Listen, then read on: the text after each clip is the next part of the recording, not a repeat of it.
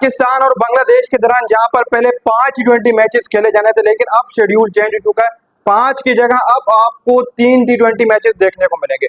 2 matches जो फैसलाबाद को दिए गए थे 17 साल बाद, होस्टिंग राइट दिए गए थे फैसलाबाद को कि वो होस्ट करने जा रहा है T20 मैच, लेकिन ऐसा नहीं होगा। अब सिर्फ और सिर्फ सीरीज के 3 T20 मैचेस खेले जाएंगे और तीनों के तीनों लाहौर के अंदर आपको देखने को मिलेंगे। मोहसिन नकवी और आपके बांग्लादेश क्रिकेट बोर्ड के चेयरमैन के दरमियान दुबई के अंदर मुलाकात हुई है। पहले बहुत ज्यादा दबाव डाला गया था बांग्लादेश के ऊपर कि आप पाकिस्तान का टूर ना करें, आप उस तरफ ना जाएं, ट्रेवल ना करें, लेकिन मोहसिन नकवी को दाद देनी पड़ेगी कि बांग्लादेश क्रिकेट बोर्ड को उन्होंने रजामंद किया और बांग्लादेश क्रिकेट टीम अब आने को तैयार है। हालांकि प्रेशर डाला गया था जो उनके पड़ोसी मुल्क के इंडिया की तरफ से, ये बहुत ज्यादा प्रेशर डाला गया था कि आप वहां जाकर ना खेलें।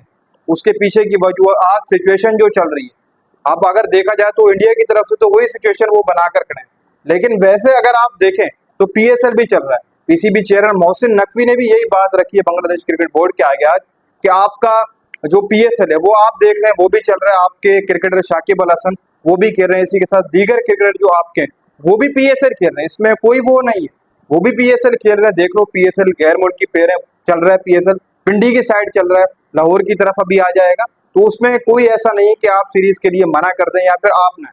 तो इसी के साथ साथ अब बांग्लादेश क्रिकेट बोर्ड इस चीज के लिए रजामंद हो चुका है और पाकिस्तान आने के लिए तैयार है। जहां पर पहले 5 T20 मैचेस खेले जाने थे, अब उनकी जगह सिर्फ और सिर्फ 3 T20 मैचेस खेले जाएंगे। फैसलाबाद को होस्टिंग राइट अब नहीं मिलेंगे तीनों मैचेस के। तीनों मैचेस जो होंगे वो लाहौर के अंदर होंगे। पहला T20 मैच जो बताया जा रहा है वो 27 को खेला जाएगा, दूसरा 29 मई को, तीसरा 31 मई को। ये 3 T20 मैचेस इन डेट्स के ऊपर खेले जाएंगे, 27, 29 और 31 मई को।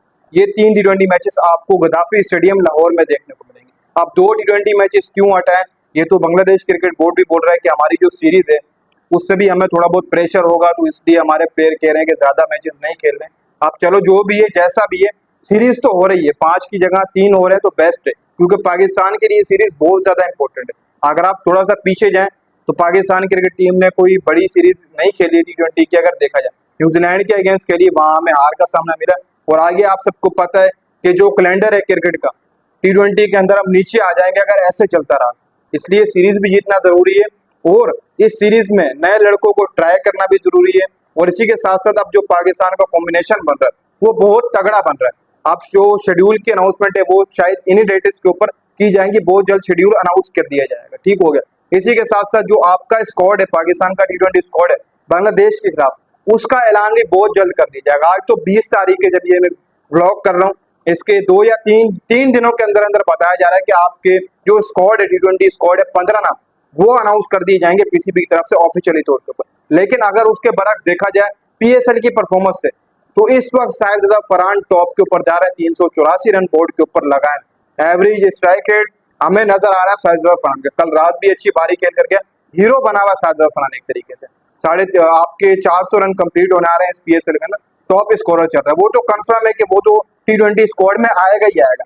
लेकिन अब यहाँ पर देखा जाए दूसरी तरफ फकर और साइम अयूब, ये दोनों भी वापसी करने जा रहे हैं। हसन अली भी वापसी करने जा रहे हैं, लेकिन मैं 3 बैटर्स की बात करूंगा। शाहजादा फरहान का तो ऐसे आगे बनता है, वो टॉप स्कोरर है इस PSL के अंदर और नेशनल T20 कप में डोमेस्टिक टूर्नामेंट के अंदर उसने सेंचुरियां 3-4 ठोक के आया, तो इसलिए आप उसको इग्नोर नहीं कर सकते, उसका होना बहुत ज्यादा जरूरी है। साहिबजादा फरहान को सिलेक्ट किया जाएगा, ये तो कंफर्म है, आप इग्नोर नहीं कर सकते। इसी के साथ साथ साइम अयूब और फकर जमान, अब ये 2 नाम भी होंगे। अब साहिबजादा फरहान को कौन से नंबर के ऊपर खिलाया जाएगा, मेरे हिसाब से अगर देखा जाए तो इस नौजवान का जो नंबर बनता है वो ओपनिंग ही है, आप इसको ओपन करवा सकते हैं, बस उसके नीचे आप इसको ना खिलाएं तो बेटर है। ये पावर प्ले के अंदर अच्छे स्कोर कर ले, लेकिन क्रिकेट फैंस की ये भी एक ख्वाहिश है कि फकर और साइम ओपनिंग करें।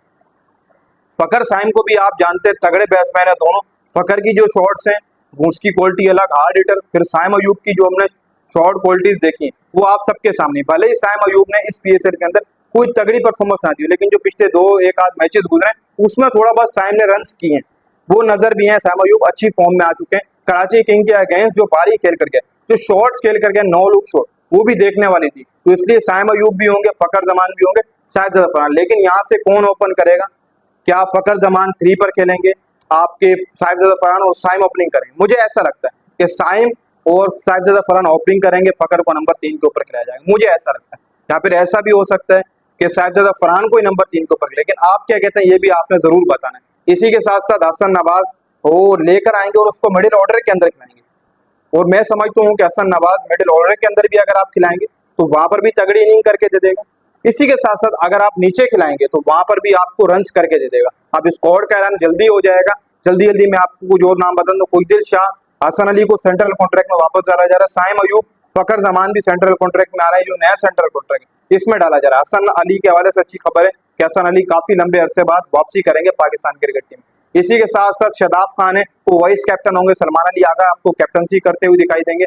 इसी के साथ साथ फास्ट बॉलिंग पैनल के अंदर अब्बास अफरीदी शामिल होंगे और आपका शाहीन शाह अफरीदी शामिल होगा। अली रजा का फिल वक्त कुछ पता नहीं, उबैद का भी कुछ नहीं पता। शाहीन का नाम सामने आ रहा है, रऊफ का नाम सामने आ रहा है। अब माइक हैसन जो नया कोच बनाया गया उसकी तरफ से ये डिमांड भी सामने है कि बाबर और रिजवान को वापस ले गया। उसको कौन से स्टेट दिखाए थे उन्होंने, ये अब मुझे नहीं पता। मुझे नहीं लगता कि बाबर रिजवान को वापस आना चाहिए। मानते बाबर ने अभी 94 किए, लेकिन नहीं भाई, मैं ये चीज नहीं समझता हूँ कि यार बाबर आए या रिजवान आए, आप यंग प्लेयर लेकर जाएं, उनको मौका दें। ऐसा इस सीरीज के अंदर, होम सीरीज के अंदर आपने हार्ड कंडीशन के अंदर आपने जूनियर प्लेयर भेज दिए थे न्यूजीलैंड। आप इस कंडीशन के ऊपर खिलाए बांग्लादेश के खिलाफ, पाकिस्तानी कंडीशन के ऊपर, ये लड़के आपको परफॉर्मेंस देंगे, परफॉर्मेंस भी देंगे, आपके नए हीरोज भी ऊपर आएंगे। और इसी के साथ साथ बाबर रिजवान खेलते हैं तो फिर 3-4 बैटर फंस रहे हैं। साहिबजादा फरहान भी फंस रहा है, कौन से नंबर पे खिलाओगे अगर बाबर रिजवान टीम में आया है। फकर जमान भी फंस रहा है, कौन से नंबर के ऊपर खिलाओगे। आपके साइम अयूब भी फंस जाएगा, कौन से नंबर के ऊपर आप खिलाओगे। तो इसलिए मुझे लग रहा है कि थोड़ा सा एक आध सीरीज ओवर के अंदर बाबर और रिजवान को साइड आउट करें। ये 3 लड़के हैं, इनको मौका दे। और हसन नवाज चौथा है, इनको आप कौन से फिर नंबरों पे खिलाओ। चलो हसन नवाज नीचे वाले नंबरों के ऊपर गुजारा कर सकता है, ठीक हो गया। बाकी साहिब और फकर या फिर साहिबजादा फरहान, ये मुझे नहीं लगता कि आपको नीचे वाले नंबरों पर खेलते हुए दिखाई दे। और ना इनका वहां पर कोई रोल बनता है। इनका रोल बनता है नंबर 1, नंबर 2, नंबर 3, ये इन तीनों का रोल बनता है। आप देखो बहुत जल्द आपकी शेड्यूल की अनाउंसमेंट भी कर दी जाएगी, मैंने डेट बताई। इसी के साथ साथ स्क्वाड की अनाउंसमेंट भी बहुत जल्दी कर दी जाएगी। और स्क्वाड जो बनेगा वो इस PSL की परफॉर्मेंस से जो बनाया जाएगा।